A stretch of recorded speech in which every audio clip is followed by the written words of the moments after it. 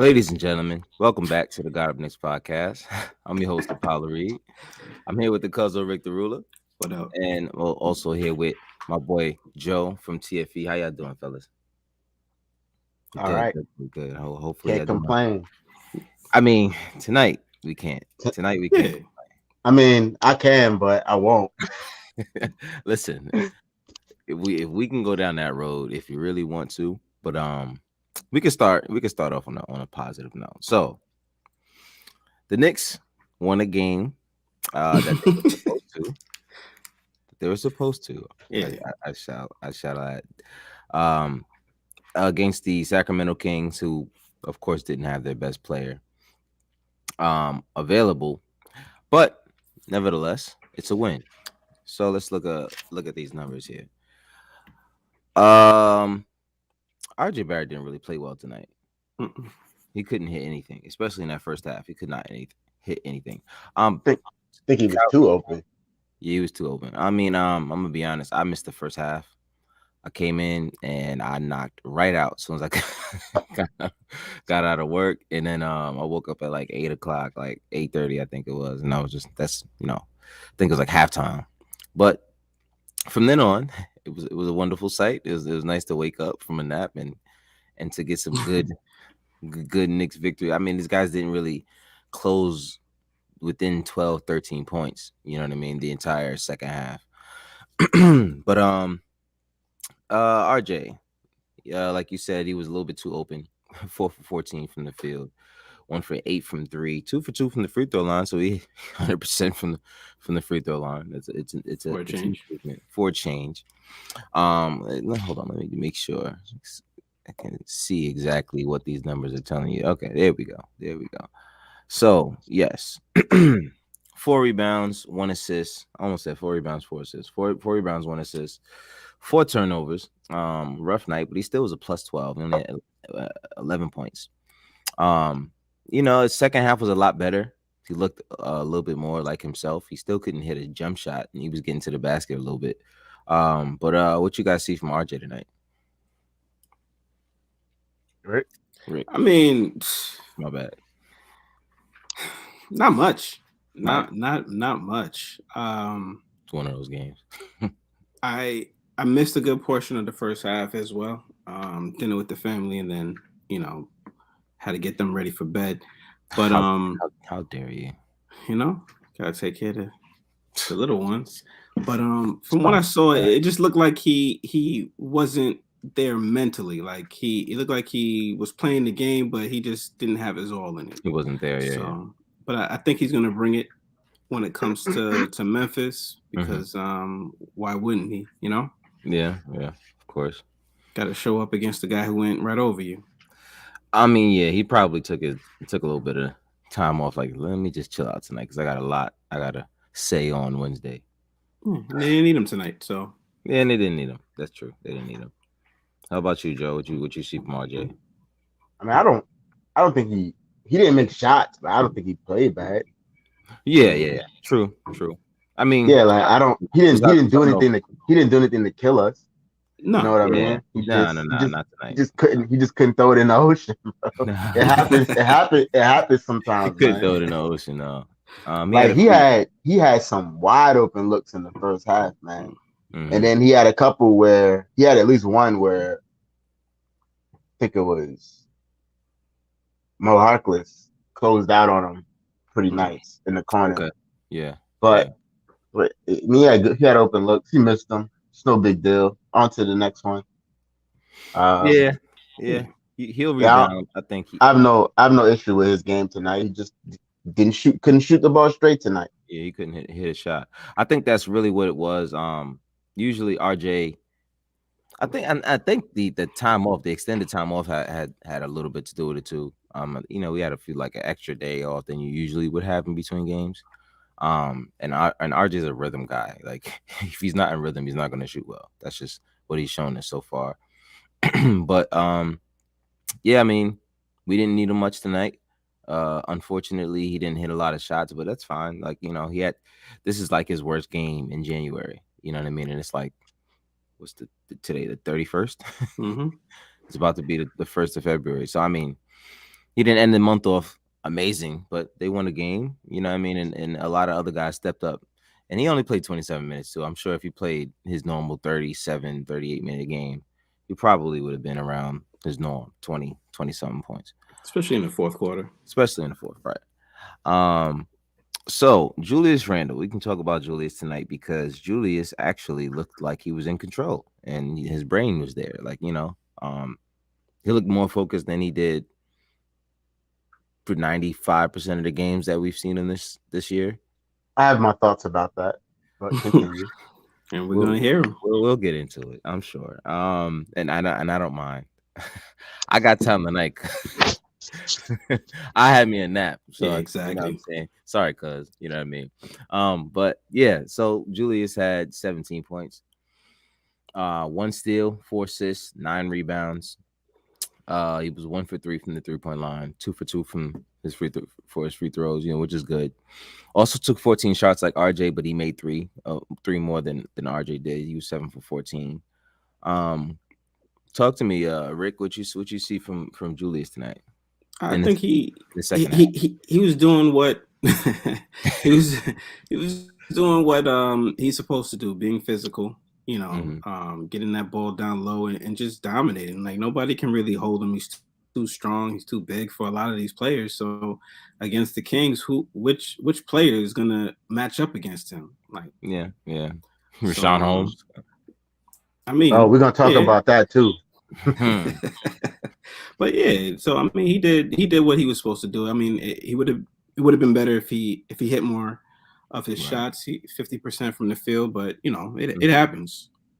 Yeah. I mean, you can't complain when you get a game like this out of Julius with this the way the season's been going, for him. But Joe, what you talk to me? Oh, me? Yes, you. Let me think about it for a second.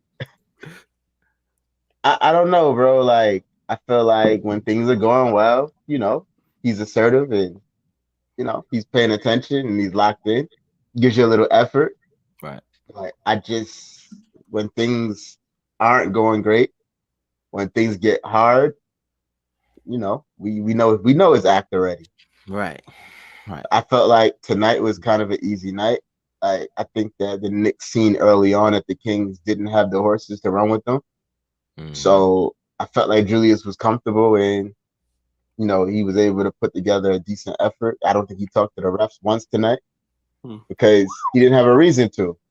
So it's like, it's cool, but I'm not impressed.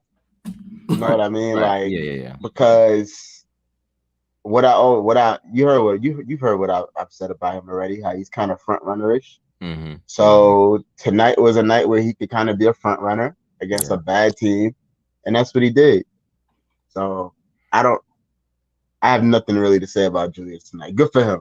Yeah. It's more like we got a real game tomorrow. Right. Yeah. Or Wednesday. I'm sorry.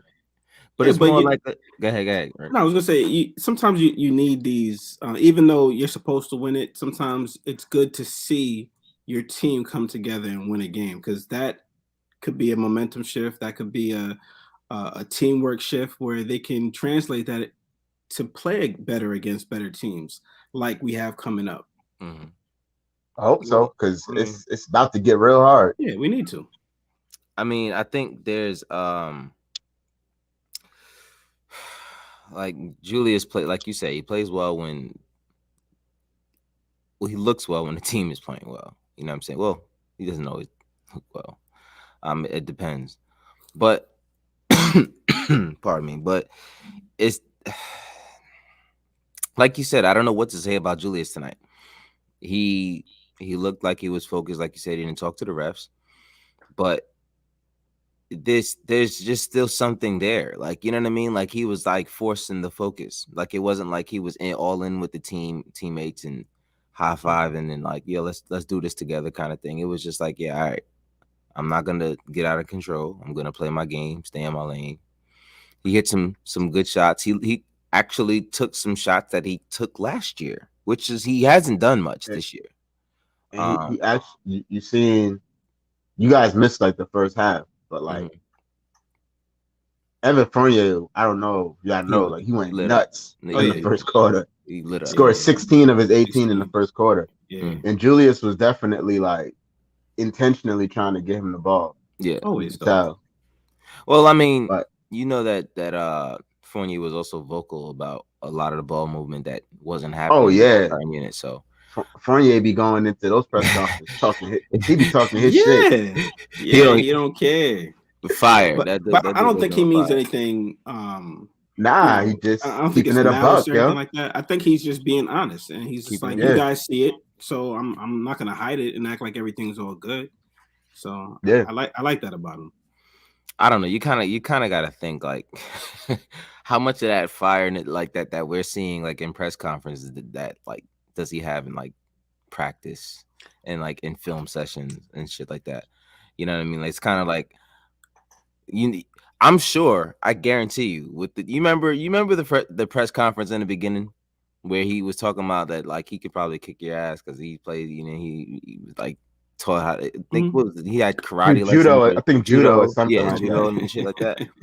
Like, I'm sure he's in that locker room. Like, he'll say that to any one of them guys. Like, I'll kick your ass. Like, I'm sure. There's been time. I guarantee. I don't think it's fire. I think you ever met somebody who's just like a straightforward person. Like, yeah. They may not like be you. trying to threaten you, but Right. they're just saying this is what I believe. Let's believe. So, I believe I'll kick your ass. I think that like I hope that he's like super vocal in like the locker room and like in film sessions, because if you listen to his press conferences, he actually be having some pretty good observation. Yeah, for sure. Except for the steak press conference. I couldn't get down with that one. What did he when say? he said he ate a bad steak in San Antonio. Oh. And that's why he was playing bad. Oh. I couldn't that was like the one I couldn't rock with, yeah. That actually got into my skin quite a bit. I don't know, man. I've forgiven him for it since then, though. I've forgiven him for that since. Listen, when you get it, it depends on how he likes his steaks. You know what I'm saying? Like, certain people can't make steak the right way, bro. Like, he said it was delicious though, but it messed him up. They could have seasoned it nice. They probably didn't cook it all the way through. But yeah, he probably had a point there. I'll give him the benefit of the doubt. I'll give him the benefit of the doubt. I guess, bro. But I didn't like the smirk he had on his face when he said it. Yeah, go back and watch that, Joe. Yeah, like he was smirking. I ain't like that, yeah. He felt some kind of way about that. He probably think he was gonna have to talk about it. Yeah. You probably was like, wow, all right, so I'm really gonna have to bring up the steak.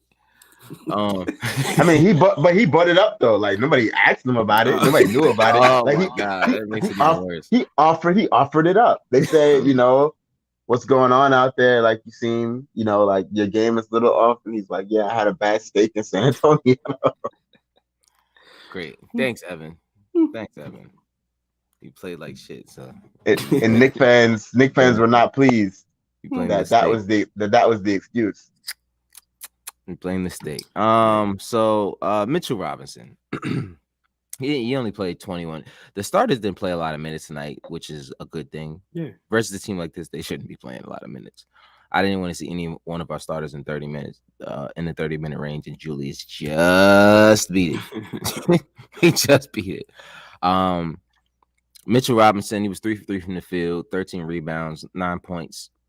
He had some nice blocks, 2 of them that were like back to back, but most of the night it was just good defensive. Same player too, right? Yeah, right. I think it was who was Mitchell. It? Davion Mitchell. Yeah, Davion Mitchell. He blocked him twice. Yeah, he was plus 13 from the on the floor with these guys. He was 3 for 6 from the free throw line. I think he missed his first 3, and then he made his the last half of his free throws. I know Mitch has been playing a lot better recently, and in the first half of the season, a lot of us was on the get Mitch out of here. Oh yeah. Train. Oh, he did a thing too, bro. What?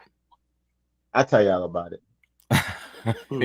But I mean, I think a lot of us really wanted to get him out of here, and Jesus, Steph drops 21 in the fourth quarter.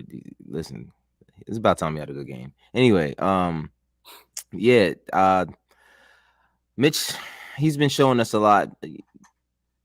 He looks more like an NBA player recently.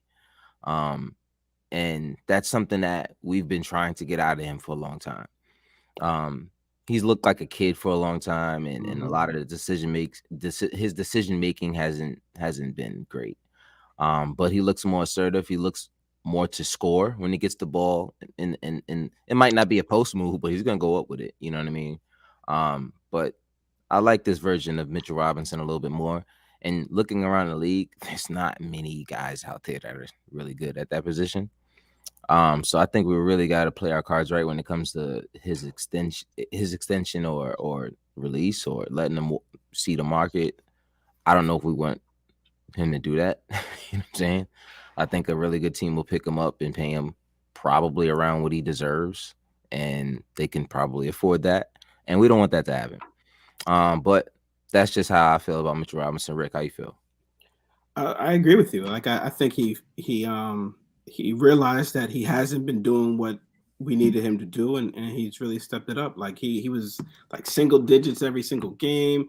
He wasn't necessarily getting the blocks like he used to. So it's just like, what are you here for? Or the rebounds, yeah. So and then he had a stretch where he was double figures. He still wasn't getting like the blocks he was getting before, but he was getting a block a game, and he was getting some more rebounds. So even when he falls now, it doesn't look like it's he's going to head to the locker room type fall. So I think he's figuring it out very slowly, but he is getting better. I hope to see a lot more from him.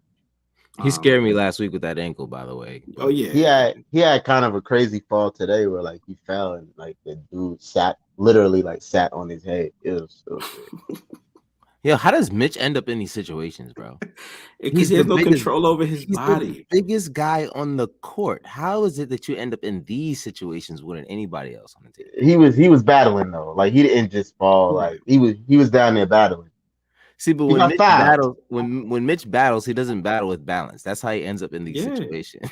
Like he just like starts flailing and like throwing his muscle around. Like it's not like he's like planting his feet and like, yo, get off. I got this. It's kind of funny, but yeah. Talk to me, Joe. How you feel about Mitch? Yeah, Mitch. I felt like Mitch challenged Rashawn Holmes' manhood tonight, yo. Like he was having his way with that dude, bro. Did he hit him in the ball at the face? Was it him that did, or I don't know how that happened. No, I think it was just like a loose ball. Yeah, I think I don't think he hit him in the face, but like he was abusing that guy, bro. Like how many offensive rebounds he had? Offensive rebounds. He had 5. Five? But that's a good amount of offensive rebounds. I know it's a great amount of offensive rebounds in the game. Like when I say that he was just like moving this guy around wherever he wanted, like he was really having his way with this dude. Yeah. It was one play in the first half where he basically like uproots him with one arm and like goes to grab the rebound with the other arm, and Rashawn fouls him. They call a loose ball foul, and then Mitch goes and he starts flexing. Yeah, I hate when he does this like the Kings. Like I hate it. It was hilarious though, because he was really having his way with Rashawn, man. Rashawn is not a weak dude. Nah. But he's also kind of like an undersized center, and like Mitch made him look like an undersized center. Yeah, Rashawn's like, I think it's like 6'10", 6'9", something like that. So he's not a big guy. Yeah, he's slight, you know what I mean? He's kind of got maybe a little bit more girth than Nerlens, but he's kind of got the Nerlens build going on there. Like Mitch was just abusing this guy, yeah. He was just throwing him around. I kind of want to know what those practices look like with Mitch and Nerlens. I do too. I kind of really like. I feel like he just throws him the hell around whenever the hell he wants to. Yo, we gotta. I'm telling you, Mitch. We gotta. His new nickname is Flex Robinson, bro. Yeah, I'm not giving him that nickname until he flexes on a good team, man. Yeah, he just good team. That's true. I want to see you flex on a good team. Like, I agree. I'm glad these guys got this dub, but listen, I'm really, really calm tonight because Yes, it's nothing to celebrate, bro. Wednesday is gonna get crazy. Wednesday is gonna get because Ja's going to run circles around. I think 99% of these guys. I think the only guy that might not get circles ran around him is Grimes. Maybe. Maybe. And that's a big maybe. Now he's getting circles ran around him too. Let's just be real. But Evan Fournier. I mean, like game ball goes to him. Huge first half. I think he had all 18 in the first half, right? Wasn't it? I think he score 16 of his 18. 16 of his 18 in the first quarter. I'm not sure if he scored in the first half though. I can't remember. I don't think he scored in the second half. I don't think he played. Yeah, I don't think he played. No, he played. He played the third quarter, but like yeah. I think he scored 16 in the first, 2 in the second, and then he didn't score for the rest of the game. But I mean, he did what we needed him to do while he was there. Yeah, he set the tone though. He set the tone for sure. Like I mean, they had to guard these guys differently, and I mean, every time he was on the floor, they had to guard him differently. He was 7 for 11 from the field, 4 for 7 from 3. You know what I mean? Like he's just 18 points. He's just knocking down shots, and I think he was 6 for 6 in the first quarter. That's just bananas. I mean, unfortunately, I slept through that part, but you know what I mean. It would have been nice to see. You'll catch it on the playback. I'll catch it on the playback. I mean, is there anything more we can really add to what we've already said about Evan Fournier tonight? Not really. I mean, he did what he did. He set the tone, I felt like. And yeah. He did what we need him to do. Yeah, he did his job. And I mean 18 to 20 points. That's what I want to see him shoot. And he got that. So I mean, with an absent RJ and Randall still in a funk, and we pull out a 20-point victory. I mean, like that says a lot. Yeah. And I mean, you know, like I've said before, if you can get a good amount, if you can shoot efficiently with 11 to 12 shots, being Evan Fournier or Kemba Walker, you know what I mean, that works because you're not taking that many shots. Kemba Walker. Yeah, we'll get there. We'll get there. I mean, granted, Evan didn't take a lot of shots in the second half because he didn't play a lot. I'm sure he would have ended up with about 16 to 17 shots. But you got to be efficient with the amount of shots that you get, no matter how many you take. And tonight was one of those nights he can just, he took advantage of clearly a team who didn't have the best player in Marvin Bagley as well. And, they're struggling defensively. You know what I mean? They're not really a great team. They're really bad. Really bad. They're really bad. But he took advantage, and 7 for 11 proves that. But anyway, we can move past Evan. Not much you can really add to that. Talk to me about Kemba Walker. Joe. Go ahead, Joe, because there's really nothing much to little light cardio. Little 16 minutes of cardio. A little light cardio. Nah, seriously, he couldn't go nowhere, yo. No. Davion Mitchell is off night. I give Kemba this though. He knew it and he didn't shoot us out of the game at all. He was just like, you know what? Took 2 shots. I can't get like he literally could not get around this kid. Not tonight. He was like quickly too though. Like quickly got 6 points. Quickly could not get around this dude. It's just he's special defensively, man. So it's okay. Kemba did what he could, I mean, clearly all of our perimeter guys struggle besides for Burks. Besides Grimes and besides Grimes, Burks, and Fournier. And Fournier. I mean, and Davion wasn't really guarding Fournier much, you know what I mean? Because that's more of a starting unit thing. So I'm sure if he was out there on Fournier wouldn't have been hitting 7 for 11. I mean, he was out there, but because he started tonight. He did start. Oh yeah, for Fox. That's right. But I mean, wasn't he guarding? He was on. But he wasn't. Yeah, he wasn't guarding them. No. He was clamping Kemba. I mean, clearly. He was all over Kemba. Yeah. I think Kemba was the only one in the negative tonight outside of Cam Reddish. Like that dude fights over every screen. It's beautiful to watch. Isn't it? When he's like 6'2"? Something like that. If that. He's kind of short. but he plays more like a 2 guard offensively, but He defensively, don't look 6'2" to me. well, he looks more like 6 foot. Yeah. Yeah. I mean, I was trying to give him benefit of the doubt a little bit. I But think in the draft he was like, I think he was 6'1" and some change with shoes, if I'm not mistaken. with shoes. Yeah, I think that's what he measured in the draft. Hey man, but he makes up for it with heart. You know what I'm saying? Yeah, that he works. plays hard as hell. So we had an Alec Burks sighting tonight. It was welcome. Finally, we had an Alec Burks sighting because 25 points in 26 minutes. No, 21 points, 25 plus 25. It was the plus highest 25. Yeah, the highest plus minus.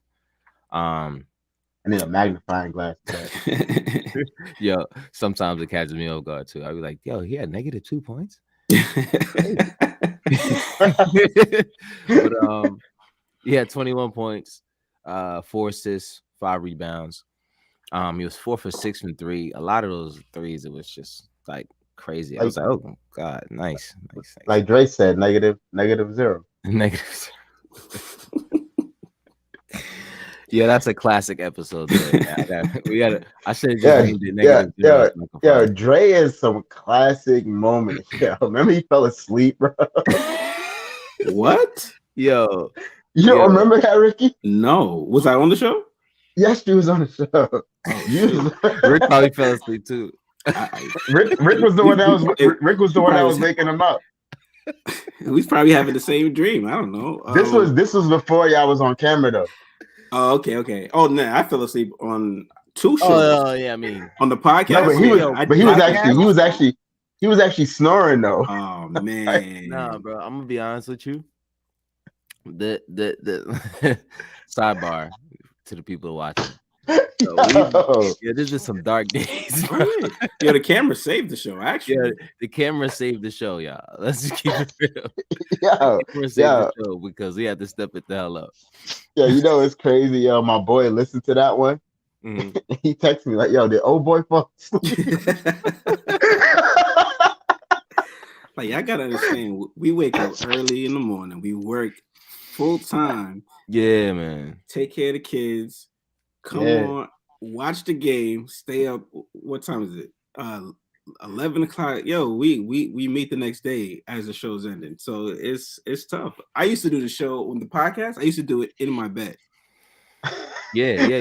It was a recipe for disaster. No bullshit. Recipe for disaster. Had his slippers on. Oh, slippers. I was under the covers. Yo. Like when the show was done, I would take my headphones out and I put it on my nightstand and I'll fall asleep. Like it was. You know, you sit with your back against the headrest and you got your feet crossed under the covers. Like that was Rick every show. All the time. But shout out to the chat leaks.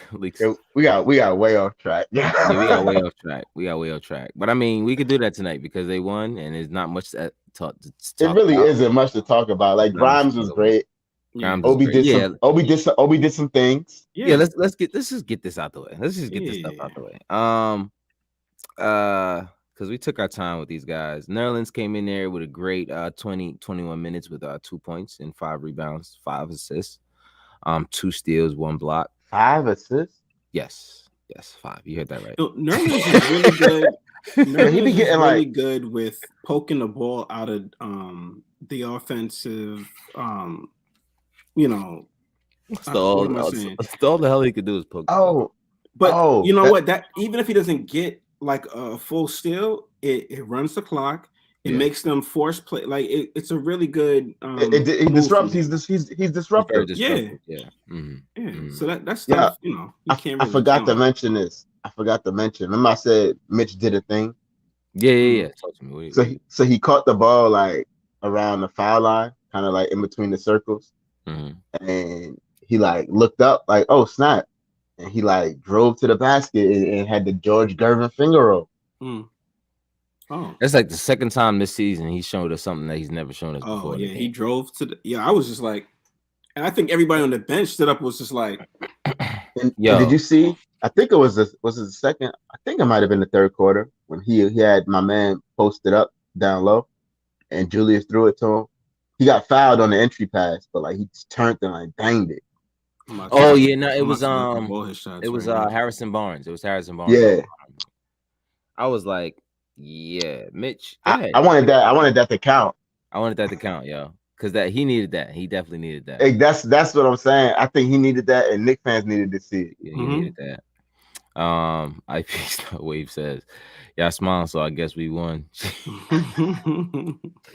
Yeah, I mean, guess right. You're gonna see us laughing on here no matter what, bro, because there's a lot to laugh at when it comes to these guys. Facts. Even when it's bad, it's some shit to laugh at. Yeah, even when it's bad, these dudes give us a lot of content. But yeah, we won. It wasn't much of a game, really. What's my guy over there? That we should have that people Knicks fans wanted us to draft over Obi Toppin. Tyrese Halliburton. Tyrese Halliburton. That kid's special, man.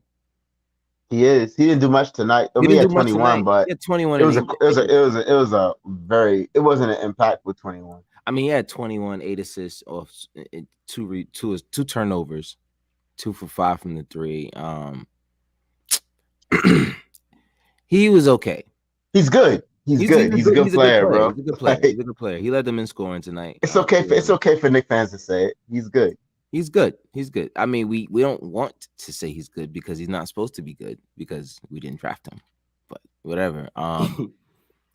That's how the cookie crumbles at this point. Who else didn't we get to talk about? Grimes. Yes. So yeah, let's talk about Grimes. You forget. Nah, man. Like, he's low key becoming one of like my favorite Knicks. Bro. Yo, just impressive every night, bro. Even when he doesn't shoot well, he's impressive. Every single night, he's showing us something. Yeah, and that's the other thing. Because who did we play last?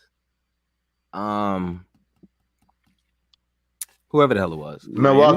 Milwaukee. He couldn't hit a shot at first. I think he was. Even tonight, I think he airballed a mid range. You know what I'm saying? But he still figures out a way to. Yeah, I think probably went off the side or something like that. But the kid's impressive. He defends. Who was it that he was guarding one game? And he was just all in their chest. And I'm like, yeah, this guy. No, it was Reggie Jackson when we played the Clippers. Yeah, he was all. He was all over Reggie. He was all over Reggie, and I'm like, yo. Keep it up like this, man, because in this system with Tibbs, he's gonna get a ton of minutes. He's gonna get a ton of minutes playing like that. Yeah, Tibbs admitted it. I do have some thoughts about his minutes though. What talk to me? Because I'm wondering like what happens to his minutes when Rose comes back. I mean, yeah, you gotta wonder. We assume that the roster would be different by then. I'm gonna be honest with you. Yeah, there's two things. We assume the roster will be different. So hopefully if the roster is different by then, which after All-Star break, the roster better be different. Don't even want to go there. But we're going to assume the roster is going to be different. But 2, I think the person is going to lose minutes for Grimes if Grimes continues to play like this is Emmanuel Quickly. Yeah, that's what I thought. Yeah. Interesting. Because if you think about it, Quickly will now be back in his 2-guard role when Sturgill comes back. Where do you put Grimes there? Because Burks is gonna have to come off the bench as well. And Burks ain't coming out the rotation. Burks not coming out the rotation. As long as he's here. He's not coming out the rotation. So right now, Grimes is out playing Emmanuel Quickly. Especially if you're going to be running them both at the 2. Like, who's going to give you better production at that position? Both ends of the floor. And you know what, though? Like, I know Knicks fans hate that, like, Burks is getting these minutes and that Tibbs seems to love him. But, like, I don't find anything wrong with the way Tibbs handles Alec Burks' minutes. Because I feel like he's earned a little bit of equity. Yeah. He's earned the equity. The only time it bothers me is when he's clearly playing bad and he's still out there like with 26 minutes, 30 minutes. But I agree. My rebut to that is that we've seen him make big shots and make big plays in big moments. So Yeah. Mhm. I mean, even when he's not having a good night, I could say that I still feel good with him being out there in a clutch moment. Nah, I'm not mad about the clutch moments. You gotta have him out there for those. I mean, unless you just don't want him inbounding, like you know what I'm saying. No, I don't want him inbounding like ever, bro. But You don't want him. he's always the inbounder though. He's always the inbounder because Tibbs just. I mean, he had a good play when he inbounded to Obi. Obi gave it right back in the corner. Yeah. I mean, Nah. Those are not the inbounds that we talking about. yeah, no, we're not We talking talking about about the mid game inbounds. We're talking about the important game winning ones. Yeah. Like I mean, the one that we can all point to that he had was the one to RJ when RJ hit the game winner. But let's be real, RJ made that play. Yeah, Burks didn't. He made. And like I said, on TFE, man, sun shines on the dog's ass every now and then. So you know, he made the pass. It was an easy pass. Mm-hmm. Luckily, because sometimes, yo, I just see this guy like he hesitates too much.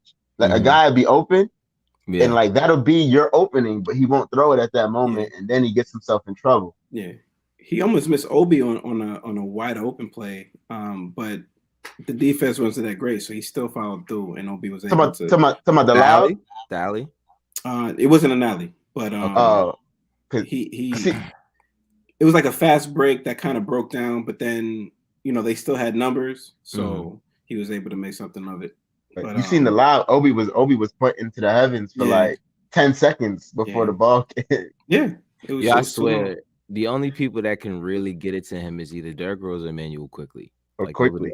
Those are the only two guys that can get him the ball where he needs to have the ball. Mm-hmm. But real quick, we talked about Quentin Grimes. I do believe he's going to take minutes from whoever that he's battling minutes from. And I'm not saying that he's better than Quickly. I'm just saying whoever he's going to go up against with minutes, whether it be Quickly, whether it be Cam Reddish, whether it be anyone outside of Alec Burks and RJ Barrett at this point and Evan Fournier, he's going to beat them in that battle. I mean, their numbers are right next to their minutes right next to each other. You can just look straight at them. Yeah. I mean, it's everybody know that I don't love Quickly as much as most Knicks fans. So yeah, I mean, Quickly. I like him. I don't. Some of these fans are like married to him. I'm not because he was a spark. He had that 3-point shot, but like his game changes every season. If the right deal comes along, I'll drive him to LaGuardia or wherever airport he wants to leave out of. Newark, JFK. Man, listen, I'm Teterboro, wherever he's trying to leave from. Like I got him with a ride. I will fly up there and drive him to the Port Authority. So that's all I. You ain't even know. I ain't even take you to. You gonna have to find your way to the airport from the Port Authority, my G. But that's anybody. It's not just Quickly. I don't have any problems with Quickly, besides for the fact that I just don't know what he's not playing himself into the position that most Knicks fans want him to be in. Yeah. I'll say that. I don't have any problem with Quickly. I want him to be good. He's just at this point not playing himself, especially against a bad team. Like this was the night to go off. Mm-hmm. You know what I mean? Like you said, Davion Mitchell is Davion Mitchell. He's a hell of a defender, but it doesn't help you when you have 6 points and you made one shot, and you know what I mean. All your buckets is from the free throw line. It's still early, Cap, but Knicks fans told me that he was the starting point guard of the future. That's what they told me. This is one of two things. I've always said this. The only way he is a starting point guard. Yep. We had two scenarios. Two scenarios is if he turns into Damian Lillard or long shot, or no one else is here and they elevate him with RJ Barrett because RJ Barrett is the primary ball handler and he can play off of RJ. Outside of those two scenarios, I do not see Quickly being the starting point guard, at least on this team. Might happen elsewhere going forward, but the inconsistencies in his game prove to me so far that he is more of the 6-man elk, or maybe a combo guard at the 2 at the starting position, but he hasn't proven to me yet Which is why I think the Knicks need to make a move to free up some space because there's a logjam to it. You know, I mean, the fact that we had to squeeze in 5 minutes for Cam Reddish to play tonight just for him to go 0 for 2.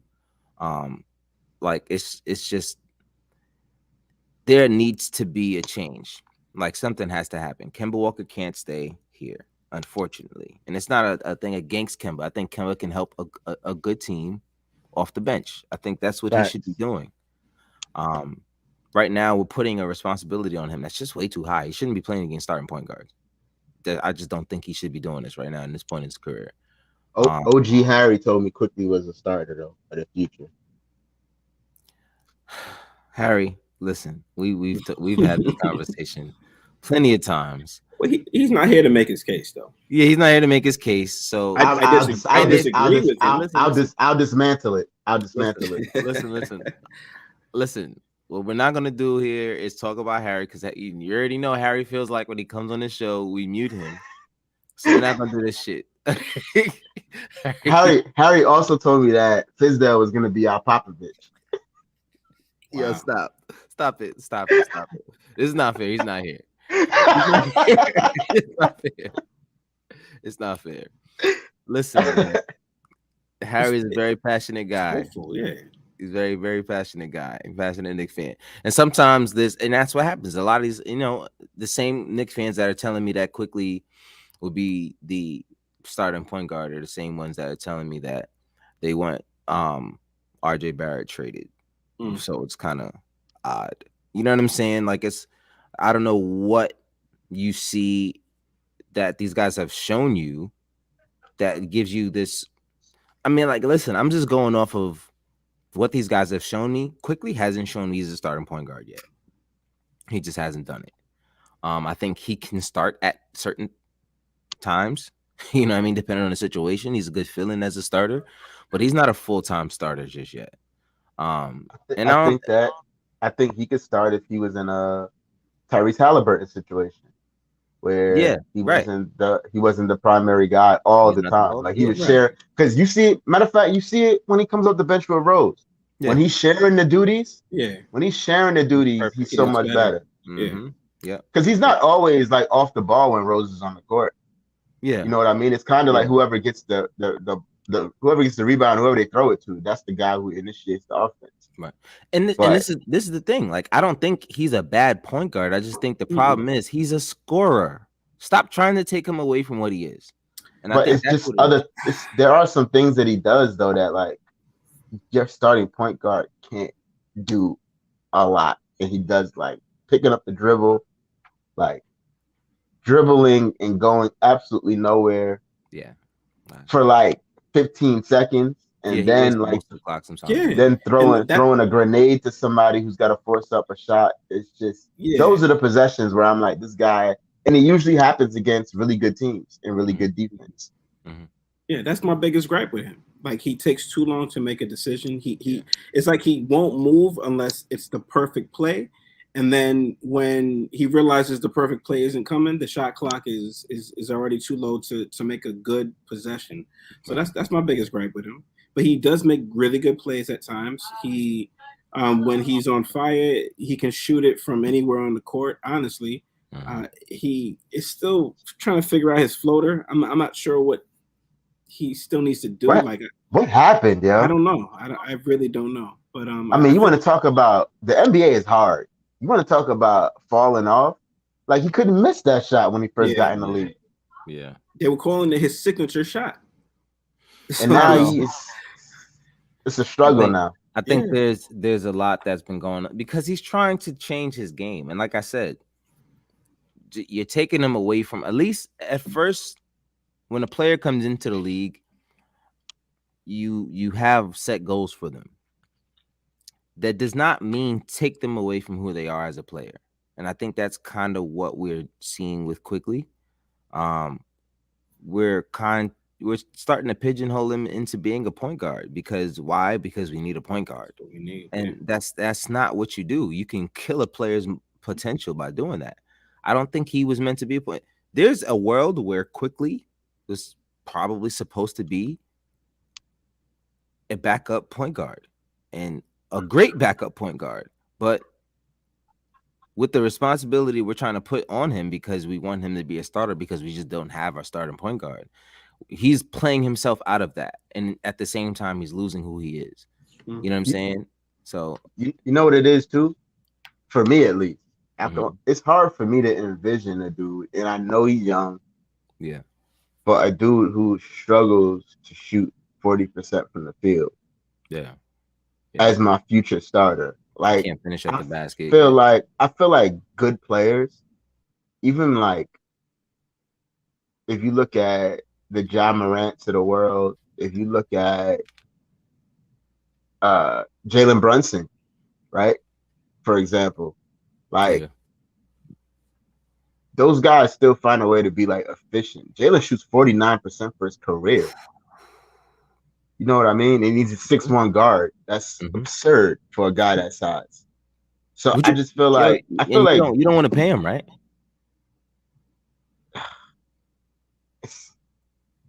See what I'm saying? So I have my reasons though. I'm not like against paying him, but I have my Mhm. reasons for not wanting to pay him. Right. One of my reasons for not wanting to pay him is that I do believe that there's something there if the guy even gets a chance with McBride. Mhm. But I feel like we may not find out if we bring in a guy here and pay him Right. 20 Yeah. million a year. But You're at never the gonna same time, Mhm. Jalen is really good, yo. It's really good. He doesn't get the credit that he gets for how good he is. It's the IQ Like, for me, bro. like you take a guy who takes 12 shots a game and scores 17 a night. Like, how do you not want that guy, yo? Yeah. Yeah. Yeah. Yeah. Oh man, I don't know. It's hard to say. Brother BKL says, hey guys at GUK, I'm glad the Knicks came back winning, but in my opinion, I don't know between next game or the other. Besides, we need to trade and bring youngsters to the game as starting five more games until trading deadline. Yeah, man. There's just you don't know who this team is. Mm-hmm. And I think that's the issue. You have to make a trade because you need to find your identity. I think there's too many guys in too many different places of their careers right now for us to actually have an identity. Which But don't you gotta have like vets though? You can't no just no no have no like a bunch of no young no no. guys running around. That's not what I mean. I'm just talking about motive. Too many Oh, different motives. I Too see, many, I see, I see, I see, I too many see. different motives on one team. But what are the motives though? Let's talk about that because last year I felt like that made sense because you had guys that were playing on 1 year contracts basically. Mm-hmm. Like Mm-hmm. these guys are read up for the next 2 years now. Some of Right. them 3 years. Mm-hmm. The main guy 4 years. Mm-hmm. So everybody's motivation should be winning, right? Because they're here and they're gonna be here. Should be, Should be. but Well, I things are think not going well though, so they might not be. But so. coming into the season though, these Mm, guys they brought these guys back here to be here long term. right, right. So But this is I my think that thing. everybody's motive should be the same. The motive should be the same, but like this is what I'm saying. Like when it comes to, especially when your leader is Julius Randle and you don't know what he's going to bring you on a night-to-night basis, what starts to happen is other guys start to try to lead. And it's like, all right, well, if he's not going to lead, let me try to lead. So now you have Fournier trying to lead in his own way. You got Kemba Walker trying to lead in his own way. RJ RJ. trying to lead in his own way. There's so many different heads to the snake right now. And I think that's the issue we're having. Like if there was just one, look, if Julius was like head on right now, and if he was where he was last year mentally, I don't think If all of these guys would have a problem following his lead. if he could pick a teammate up off the floor. I think I disagree. Nah, don't make an excuse for him on that one, Ricky. No. I disagree about the motives. Like Okay. I think for the most part, the players that did come back, they want to win. I don't see RJ saying that he doesn't want to win or acting like he doesn't want to win. I know Julius Randle wants to win. I think something else, and we all agree on this, something else is going on with him. And he's the team leader. And I think when the leader it doesn't have his head on straight, the team cannot be directed. They can't come together. I still think that Noel looks to him to lead. Evan kind of, but I already talked about their relationship. And RJ, I think RJ is just being RJ, regardless of what Julius Randle does. I think he's gonna play his game no matter what. I think he looks up to Randle, but I also think he doesn't think Randle has it all together, especially this season. So I think there is a lot going on. The identity shift of the team from a defensive one to more of an offensive one from one season to the next. There are a lot of things going on. So I think that's why they haven't really gotten it together. And there's still more changes to come. So I mean, I definitely am not going to defend Randle at all. I thought last season he was really, really good. A lot of the shots that he took, I wouldn't have agreed for him to take, but he was making them. So I stayed quiet. But now it's just like he's nervous to take those shots, which we kind of need him to take in order for us to get to the next level. So, I mean, I don't want to say motives are different. I just think that there's a lot going on. Yeah, I mean, I might have used the wrong word, but I mean more upon the lines of if your leader isn't leading, then other people are going to try to take that responsibility at in some way, shape, or form. And when that's happening, you're not going to have anyone on the same page. Especially because right, and you need that for a team. Like if you're not going to have one leader, there has to be like that's why they always make captains. You know what I'm saying? It's not just one captain on a team. It's usually more than one captain because there's no way one guy can have it every single night. Remember, I don't remember. I think last year, remember Clyde said that that the Knicks need to pick a captain. Yeah. And I think that the natural choice last year would have been Julius, but like that wouldn't have looked very good this year. Nah, that wouldn't look good. That wouldn't look good at all. But who would you make it? I think Derrick Rose is the captain of this team. I think that he's the most influential guy on this team. I think by experience. I don't think he's I was about to say much vocal. Oh no, not vocal, but like people see what he does. He's not out there arguing with the refs. Right. He's the most accomplished guy on this team. Well, by far.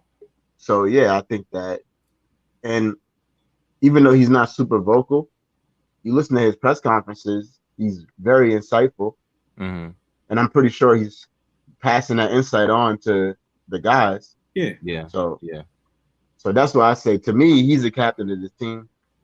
And I think this team is desperately missing. But more or less by spirit, because he's not on the floor like that.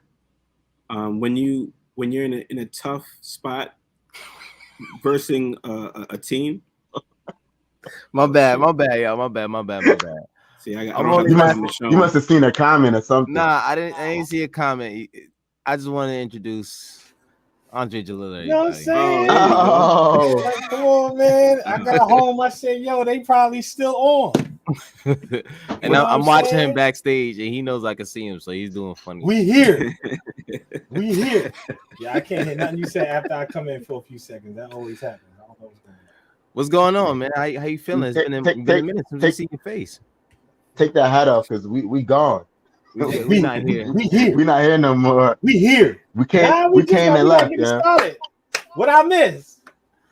You missed a lot. Hey, missed a lot. You missed the game, I'm assuming. Yeah, clearly. I did miss the game. He missed the game. I mean, so for those who don't know, Andre Jalil, who was our one of our main guys, he hasn't been here recently because he's been working a lot.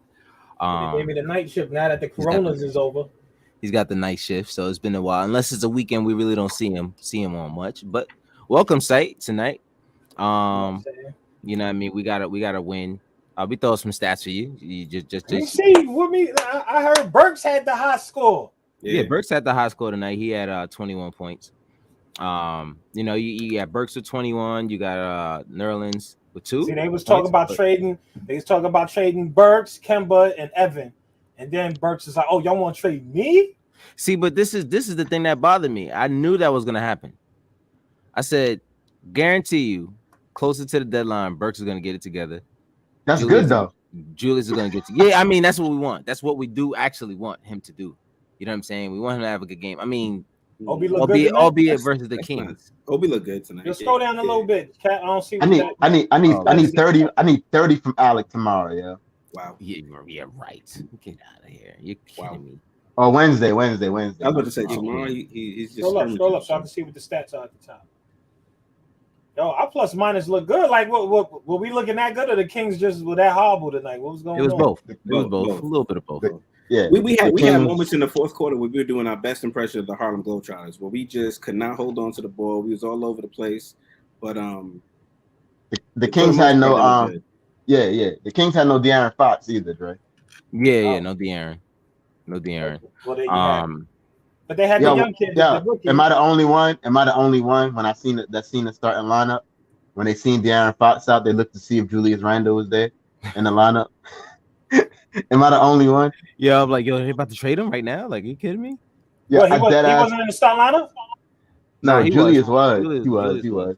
But I, when they showed it on the screen, I immediately looked at the Knicks lineup and I was like, oh, he did. Like they you thought it was a little switcheroo? I thought something was cooking. They got the highlights on there now. Yeah, I mean, because everybody's been talking about a trade. Dre, I don't know if you've heard, but to get Julius out of here, everybody wants the De'Aaron for Julius. Who wants him out of here? Knicks fans. Bunch I of could tell Dre. They're not making a trade for the. I mean, of course we wanted him out of here, but they're not making a trade because we want him out. No, of course not. They're making. If they would make a trade for Julius, it's because he stunk it up this year. I mean, quite honestly. And I think you said it best the last show when you were just like, yo, if they let him go, it would be really bad for the team morale. See, I said that. Would it be? But ever since then, this is how I feel about. This is how I feel. I feel like if we trade Julius because we're already on like a downslope, like we're really not. And it's gonna be hard to go uphill because we got a bunch of good teams ahead of us, right? If Lakers are bums.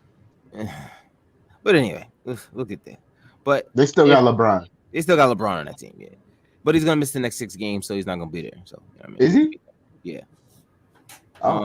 He saves up for the finals. Come on.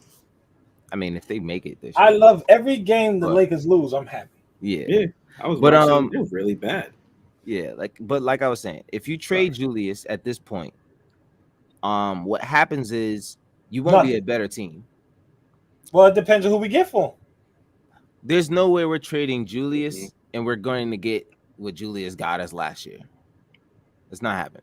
But so don't it depend who we get though? That's not happening. Like we're not gonna get that value. We're not gonna get that value. So hold on. Let me just yeah. Because let me just get it out. Because me and you've had these conversations. We've had this conversation. That's why. Yeah. So I feel like if you trade Julius at this point, you won't be a better team, but at least you have a direction. You know what I'm saying? And by trading Julius, you're clearly saying, all right, we're gonna go with the guys who are more on the RJ, Cam Reddish, Mitchell Robinson timeline. And at that time, you're gonna lose a lot of games. Like we're already losing. So if you're gonna commit to what this team is gonna be, you're gonna lose a lot of games going forward. But at least what you do is you build the direction that this team can go in, and you can also start to build around those guys so that you can come back next year in the offseason and make the right offseason moves to bolster the roster. But you heard what Channing Frost said last night.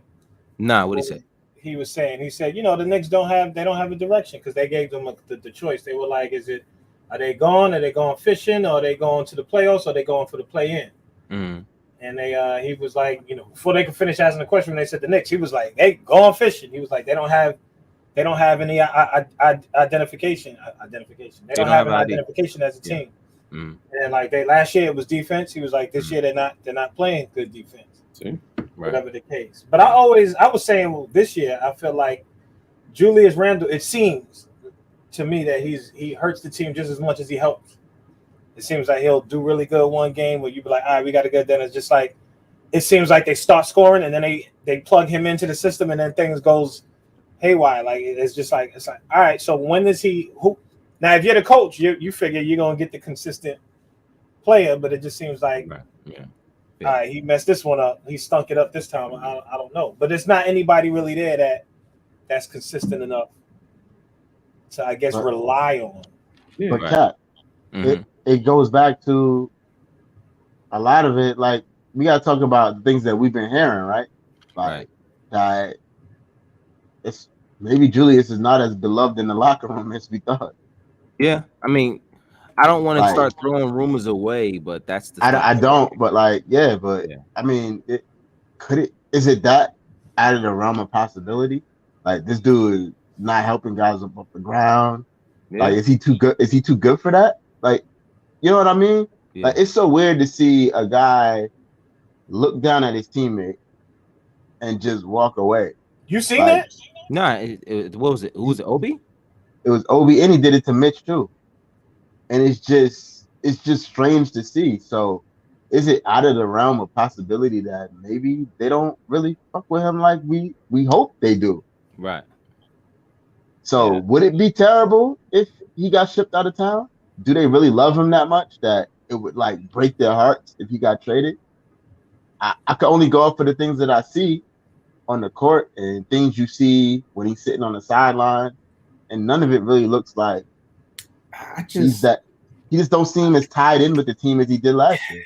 I just feel like as New York fans, we're so quick to get rid of people or want to get rid of people, and then we're so happy. Like there were chants for Cam Reddish. What has Cam Reddish done? They just want to see him. But can I say something to that though? Yeah. Like, I don't think Knicks fans want to get rid of Julius. I think most of us that are talking about trading him hate the idea of trading this guy because of what he did last year. Of what he did last year. Because I think most of us want to start somewhere. Like we want a starting point and we want to build somewhere and we want to build with someone. And this dude seemed like the ideal guy to build with. Right. But now it just seems like he's not here anymore. Right. Yeah. Well, like it seemed like he kind of a season though. But so it seems like we don't give him any room. Go ahead, Drake. Nah, bro. We played 51 games. There's 31 games left. But look, after that game when he did that whole thumbs down, I felt like that was the indication. I think that's when the team was really started looking. They like, I'm gonna be honest. That didn't bother me. Nah. And then I don't think that even matters. I think that when he did that with the fans and I feel like the front office seeing him and his attitude, like you said, attitude and not helping people up off the ground. It could be a locker room thing. I feel like that's what did it.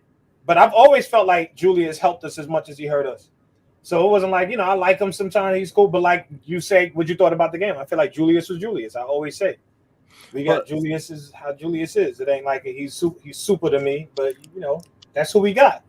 But kind of like I'm kind of like in between. I really don't care. Yeah, I mean, but kind of like I felt what you were saying, Joe, like about like when he did the thumbs down thing. I didn't care, like I really didn't care. But I knew for a fact I knew for a fact it wasn't gonna age well. I hope that it wasn't gonna age well. My hope is this, and I think we all hope the same thing. My hope was okay. We know how you feel.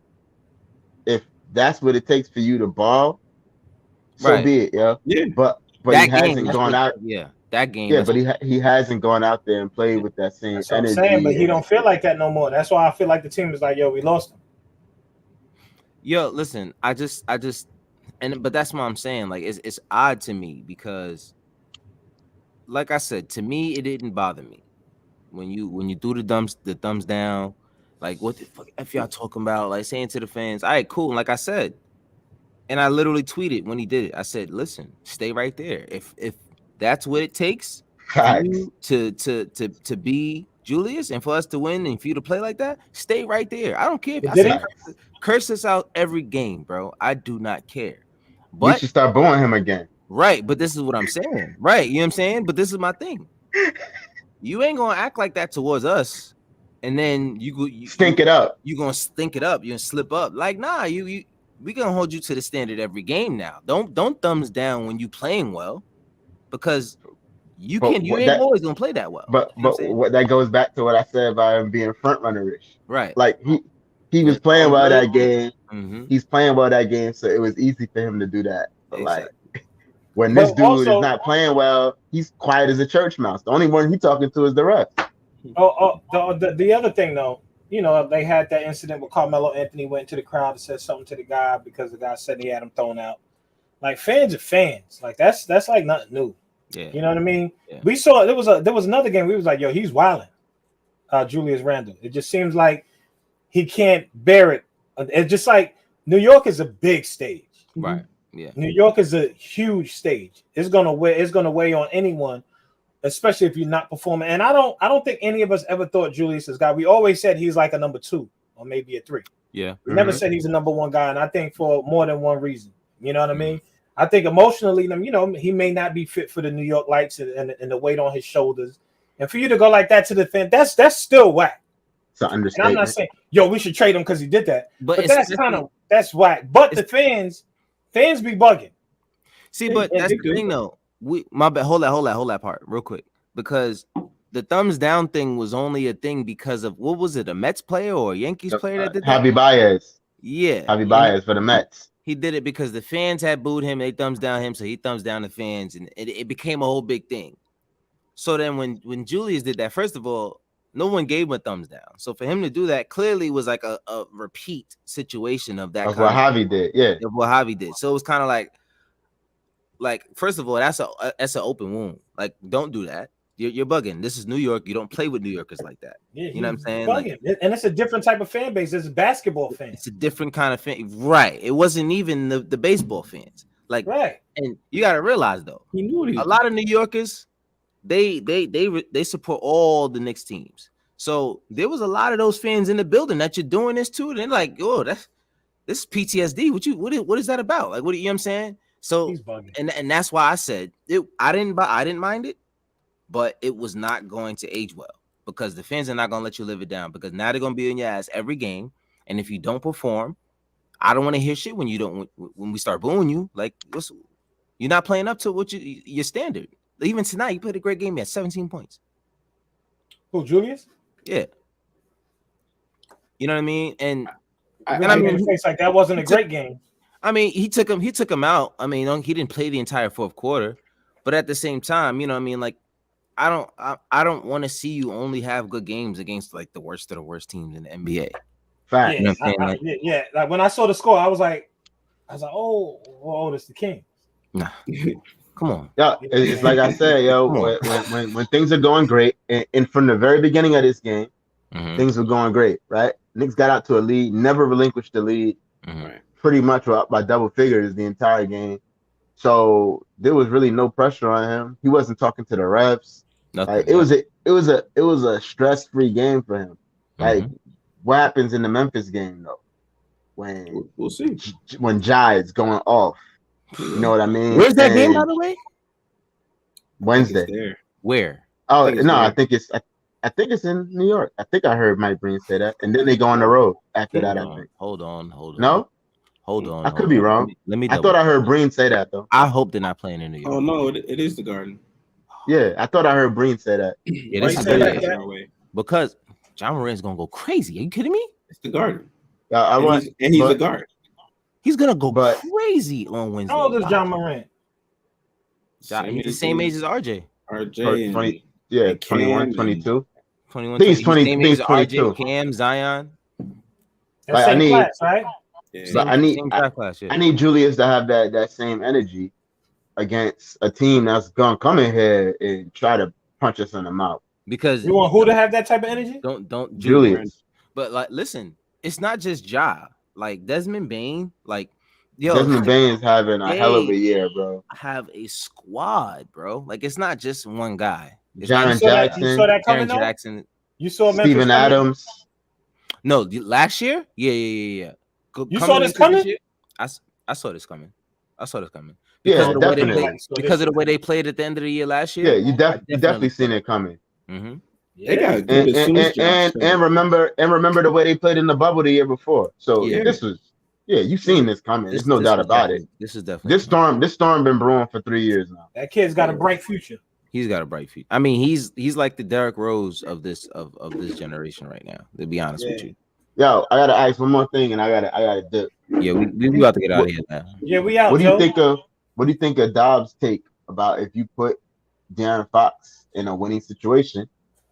And we're not saying that he's Ja Morant, but he could do some things in a winning situation. Like the Kings stink, bro.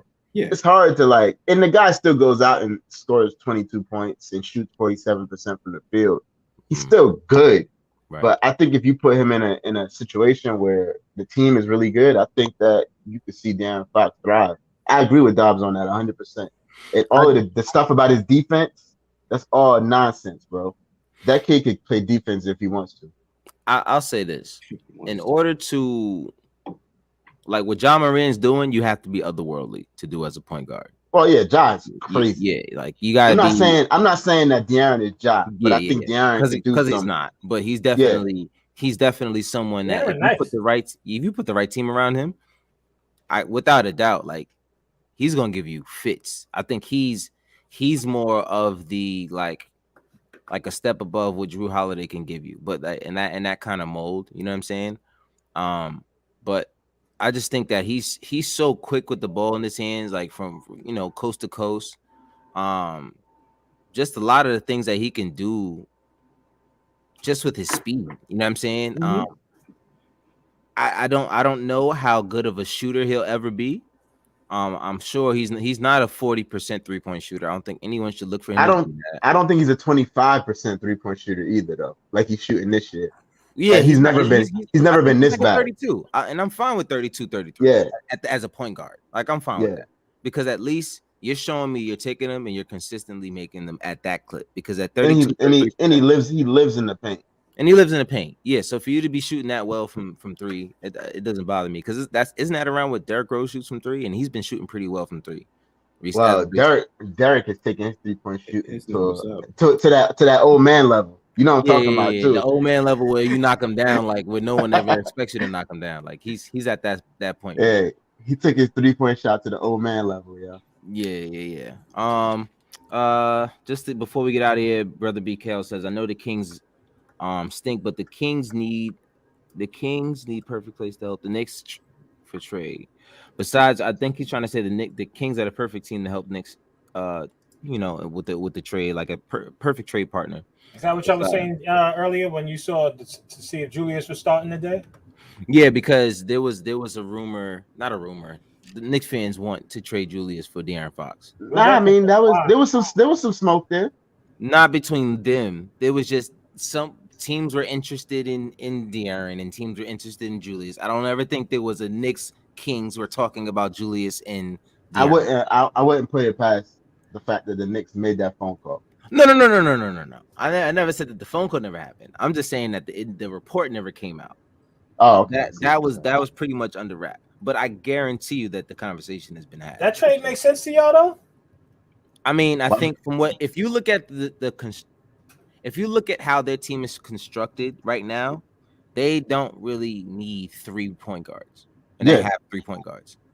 They have De'Aaron Fox, they got Tyrese Halliburton, and they just drafted Davion Mitchell, who gave us fits tonight on defense and still had 18. So we'd have like 4 or 5 point guards if we did that, unless they plan on Well, I mean, pretty sure a couple guys will be on the move. A couple guys will be on the move, yeah. But I'm sure they're gonna want quickly back. I also feel like, and this is I've got this from nowhere. This is no one's ever said this. This is just if I'm the front office. If Kemba can't be traded by the deadline, I'm releasing him. Yeah?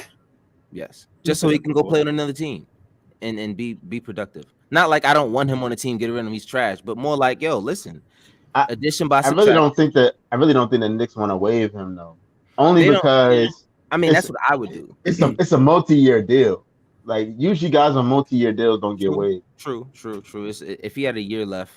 But I mean, to me, you have to get something for that value. When's the deadline? Make that move. When's the deadline? The 10th. Do you guys think that we absolutely gonna make a trade by the deadline? I think we have to. Yes, absolutely. 100%? The Knicks will make a trade. 100%. There's no doubt about it. Mm-hmm. I have no clue. I have no clue what that trade is. I mean, Leon Rose is not gonna let anything come out. What's out there? I mean, we didn't know about the Cam Reddish trade at all until it happened. That's true. But that's just how this front office moves. Like even on These draft, dudes don't say anything. they don't say about anything. We It don't could have be a a clue. big splash. I was thinking about it. I was like, yo, what if the Knicks did something? We were all like, oh, And nothing big splashy. Nothing big splashy. There will be something for sure. I think That would be something. I think somebody's favorite player is on the move, bro. Somebody's favorite Nick is on the move. Listen, think, listen. You got a lot of those on this team. You got a lot I of. know. favorite That's players why I on this say Like, RJ somebody. Barrett? Somebody. Nah, not Anybody. RJ. I don't think So RJ. you're not Nah, talking nah, about Joshua's favorite. You talking about one of my favorite. Who's your favorite? I mean, Y'all know who my favorite is. Joe know who my favorite is. That's why he talking like that. Who's your favorite? who's Yo, your who's my favorite? favorite? Quickly. Ah, hell no. Just quickly, my favorite. I love Obi. Obi, I don't want to see go. That's my Obi's your favorite? Obi might. Hey, it's not out of the question that Obi's on the move, bro. Obi And might be I don't like him because I think the dude is super extra talented. I think he need more time. I just don't want to see him go. I just like the story. I just think it would be dope if he could stay and make it. He did some things tonight. If we get some, right, I saw that he did the side step with the little fake. I was like, ooh. Yeah. But if we don't have Julius, that would be the ultimate opportunity for him. We need to find a way step in there. And this and is why it may or may not work, but that would be the Ricky you're gonna have ain't to come up feeling with it. something. But listen, this is all right. All right. Before we get on the get rid of Julius so Obi can become I'm not saying that. So I'm Obi not can saying become that. stat. I'm just saying. So He Obi said can become somebody's stat. favorite. never gonna become stat. It's not gonna happen. I'm not saying that that's what I want to happen. But if that did happen, like if we talk about trading and we're not getting a power forward back or somebody who's not as good, or then that means that's a super opportunity for Obi to really step it up and do his thing. I'll say this. And get the minutes everybody's saying he should be getting. See, this is what I'm saying. People have to be ready for Obi to not be a star because he might actually not be a star in this league. And we have to be okay with that. You know what I'm saying? Like, He's got to hustle. That's all. Nah, listen, but I put it like this. Obi is always going to be a highlight guy. Always. He's always going to be a highlight guy. Is he ever going to be the best player on any team? Think about it. No. Second best? No. What are we really expecting out of Obi? We don't know. Maybe. No. A bench player to come off and do some things that the starters can't do. Still be a starter. He can still be a starter, but we're talking about first, second, third best player on it. Third, I can see third. I feel like on Yo, Josh, you know what you sound like? What? Sound like me talking about RJ, because that's how I feel about RJ. At least RJ's showing us something. You know the great thing about Obi though, let's say he was to become a starter, right? Mm-hmm. There's certain things I don't, how I feel about bigs that don't rebound. Right. So I would have an issue with that. Mm-hmm. But the great thing about him, if he was a starter, is that if you had talent around him, like big time talent around him, that guy don't need the ball, bro. Like he's flying around and doing all kinds of stuff. He could score 16 points just from running around like he does. Yeah. But and this is what I'm saying. He doesn't need to be like his usage rate is not going to be high. Obi's usage rate doesn't need to be high because by the time he touches the ball, it's going in the basket. You know what I'm saying? Like he's not going to be the guy who has the ball in his hands a lot because most of the time he's not going to be the guy you throw the ball in the post. Yeah, he's not. But you know where I think he can be great? What? And I mean this. If you watch him in college, like even if you watch him in the NBA, like really, really watch, he's actually a good passer. Yeah, for sure. I think that if you could put him in kind of like a situation where he's catching it in like the high post and there's guys cutting and stuff, like he can do some things. Yeah. And but we don't have an offense like that though. Which is weird because we got a guy who ran that kind of offense with Joakim Noah. But I'm gonna go there. But I just think that there's a lot that Obi can actually bring you. But he doesn't need the ball in his hands all the time. So like I was trying to say, with Julius Randle, if you trade Julius Randle, the production level that you're going to get at your power forward position is going to severely drop. And it doesn't mean that Obi's bad. You know what I'm saying? I just think that it just means that the ball isn't going to be going in there into that position for most of your offense anymore. Yeah. Because Julius Randle gets the ball a lot. Yeah, like if you look at how much he gets the ball as a power forward compared to other teams, there's probably 3 to 4 other teams It's with their power disgusting, forward bro. that gets the ball that much. He's a And star. more than a point guard. I mean, it's not even the fact that he's a star, because we got stars who don't bring the ball up at the big position. He brings the ball up too. It's like he's a star. He's going to get the ball in the post. He's going to get it when he doesn't bring it up. He's going to get it when he brings it up. Like, he has the ball in his hands all the time. Like, and that's not something that you see a lot around the league. Yeah. There's maybe some power forwards that can bring the ball up. But they're more efficient. Bam Adebayo is like, he brings the ball up, but he knows what to do with it. Like, look what Bam Adebayo is more agile. Like Julius has no handle. He's just running, and it's just like, yo, why? Where are you going with that? What were you about to do? Like, it's one of those things. And credit Bam too, man. Bam is not really trying to do too much either. Like, even when he's dribbling, like, but he still brings the ball up. He does, but he's not like out there. Like, Julius is trying to. Yeah. Julius think he's LeBron. He's trying to cross guys up and go between the legs and stuff. Like, Bam not trying to do all that. Yo, let him be great, man. Give him the ball. Yeah, bring it up court. Yeah. It's Sacramento. Give him the ball in Sacramento, bro. Because I tell you right now, Dre would love it if you gave us De'Aaron Fox and Harrison Barnes. I was just saying that. I still want Barnes. I still want Barnes. That's the move right there, bro. I've been saying that years ago. Yeah. I mean, if you could get, like, I mean, they're probably asked for Julius and like Burks, but I mean, we got to find a way to move the point guard situation. I like Burks too. I kind of don't want to see him go. Is that who you were talking about a second ago? Listen, man, I drive all of these guys to the airport. None of them guys. Listen, none of them are making us winners right now. It's true. So all of them could go. It's true. I'm not so attached. Like, I just want to like the trade. That's it. Right. Yeah. Mm-hmm. I feel like we have enough talent, like, in reserve, that we could afford to lose Burks or Quickly or somebody like that, and we will be perfectly fine.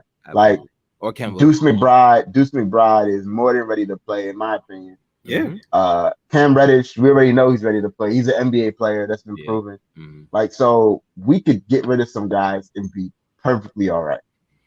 Yeah. I mean, I think the front office knows the moves that they have to make. It's not rocket science at this point. It's pretty obvious. At this point, you just gotta wait. Julius can't be traded until February 3rd, which is as of it's midnight now. We gotta get out of here. That would be Thursday. Thursday at midnight. Julius Randle is available for trade. I'm gonna hear that. From Thursday morning, bro. I'm trying to hear that. I'm trying to. Listen. I just need to see something, and if it's not for Julius Randle, I need it to be for someone. Like if it, because my thing is, I'm less on the trade Julius Randle train, and I'm more on the let's free up spots for the guys that need minutes train. And I think that's more important for us. I think Julius could give us something to end off the season more effective than what we're going to get in a trade. I think they still want to be able to try to win games, which is why they're not going to trade Julius, unless they're committed to us just going towards the lottery, which I don't think that's too far fetched. Unless they think that a trade for De'Aaron Fox and a Harrison Barnes, because if you make that trade, I don't think that you lose a lot. I think that you're still a pretty good team, minus whatever cancer Julius may or may not be. Yeah, but I also think the only way you trade Julius at the deadline is if you and Julius as a team came to the conclusion that needs to happen. I don't think they're just going to trade him. Yo, but how bad would it suck for Julius? For what? If he doesn't get traded to the Sacramento Kings? Ugh. That's where everybody goes to die. That's what they say. That's literally what they say. So what?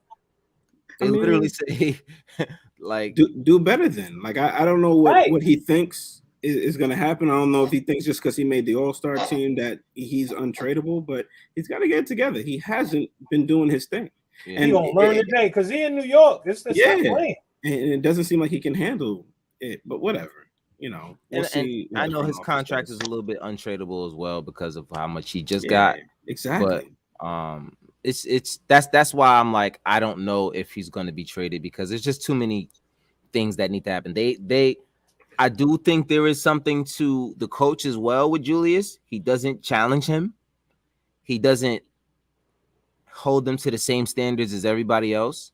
Julius gets in his moods and he leaves him the hell alone. He doesn't bark at him like he barks at everybody else. I'm part of me is like, are you giving up and saying whatever, or are you saying this is how I have to handle my guy because I'm not going to get anything out of him? I don't think he can do anything to him, no, bro, because he's so fragile. He's very fragile. Julius very sensitive guy. Like if you say something to him, if you bench him, like you might break him, yeah. Yeah, it's sad. That's a lot of players in today's game, though. There's just a lot of players like that. Yeah, but he's proven. We know that he's a head case. We know he's fragile. But this is back when we had what's his name, the twin that we had that was outplaying him, and he was like our number one guy. Oh, Marcus, yeah. Marcus Morris. Like I felt like even back then, I was like, yo, he's not a number one if he can't outplay Marcus Morris. That's a fact. That's a fact. I didn't even think about that. Wow. That's a fact. Yo, because remember when we had him, I was like, oh shit, like they was giving him to get the ball in the clutch. They was giving it to Marcus because he was knocking it down, and he was knocking them shits down like that dude. And that's why we traded him because they was like, yo, we got value. We could give this guy something. But yo, he could not play him. Like he ain't no number one. He could go, bro. And that's it's the not hell like of a point, Dre. Yo, Josh. I was saying that since he left. That's why I'm like, Julius is Julius. You're gonna get what you get out of him. He's gonna get mad tone nervous because he's not a smart player. Yeah. But a lot of times that's the whole he was the number one though last season. But I'm sorry, that was my point. That's what they get for making him feel like he was number one. But they told him that before he even played one game. Like he was sitting at the press conference, like, yeah, this is my team. Y'all don't remember that? But this is why I don't know if y'all remember. I thought this season that this was gonna be Kemba's team. Because I was like, it can't be this guy's team. That's why I was saying that. I thought Kemba was going to perform way better. You know what I'm saying? That didn't turn out, the way we thought. But I thought him being from New York, him being the point guard, and I just thought he was going to be the one bringing the ball up. But I remember that first game, you saw Tibbs was like, Kemba had the ball, and he pointed to Julius. I was like, Julius. Mm-hmm. I said, oh, all right. Excuse me. Yeah, I was like, all right, so that's what it is. That's what it is. So we have the Grizzlies on Wednesday, as you can see here. And then Saturday we have the Lakers. We only have 3 games this week. Tonight's game, Wednesday against the Grizzlies, and then Saturday against the Lakers. Yo, watch that game Monday. Watch that be the game where Donovan Mitchell come back. You know Donovan Mitchell's gonna come back on Monday. Yeah, he's gonna come back and practice against you see Joe Ingles tore his ACL, right? Yeah, I saw that. That's crazy. That's crazy. I mean, that sucks for their team. It doesn't mean anything for us. We're still gonna get pummeled by them. I think. When's the last time we won in Utah? Wasn't that game in Utah that when what's the name wild out last year?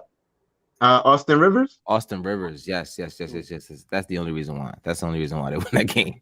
Austin went crazy. He went nuts. And I don't think he showed up again for the rest of the year. And that's why we traded him. Yeah, where Austin play now? Denver. In Denver. Yeah, Denver. We're about to see him on. We'll see him next Tuesday.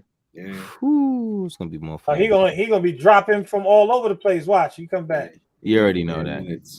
But yeah, man, that's really all we got. There's too much. Oh my bad. Keep bringing up the wrong one. Julius, I think is his team, but what happened if you don't step up?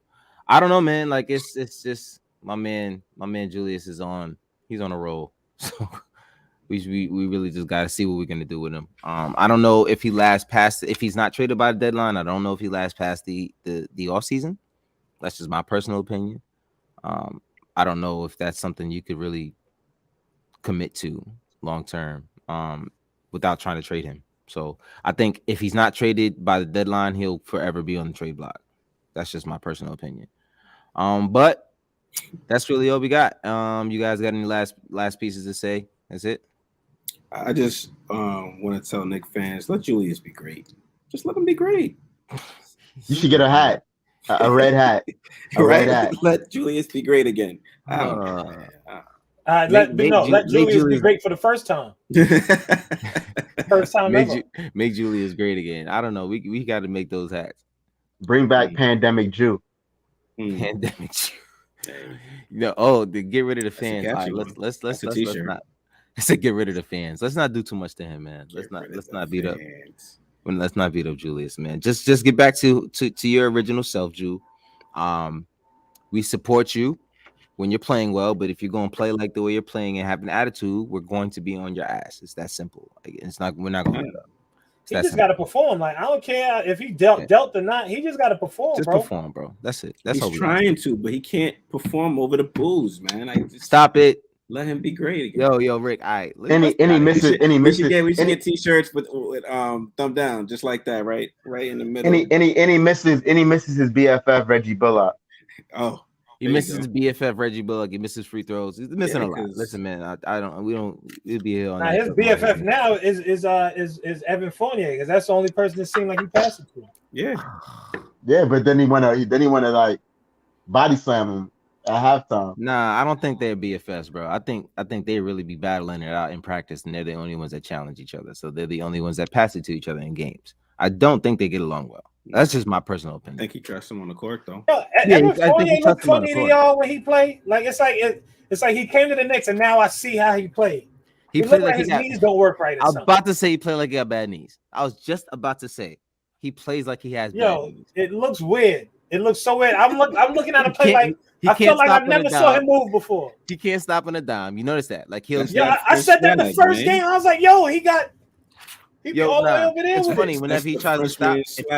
If he's he's driving to the right, it's like a 1, 2, 3, 4, 5, 6, 7 to stop. Like it's not like a 1, 2 or stop or one step. It's like he's like he has to stop himself and then go. The way he brings the ball up, it looked like he's stepping high, like he's afraid to step. It just looks weird, B. And I'll be looking at it like, was he always moving like this? You remember how Dirk used to move like toward the end of his career, like everything hurt? Yeah. He'd be like this running. Yeah. It looks weird. It looks really weird. Something's up. But go ahead, because Joe got to go. Yeah, let's get out of here. Yeah, have a good one. Thank y'all for tuning into the God Knicks podcast. I'm your host, Apollo Reed, Rick the Ruler, Andre Jalil, Joe. Thanks for having me, man. Today, man. Thanks for having me today. Thank you for showing up, man. Y'all have a good one, man. All right.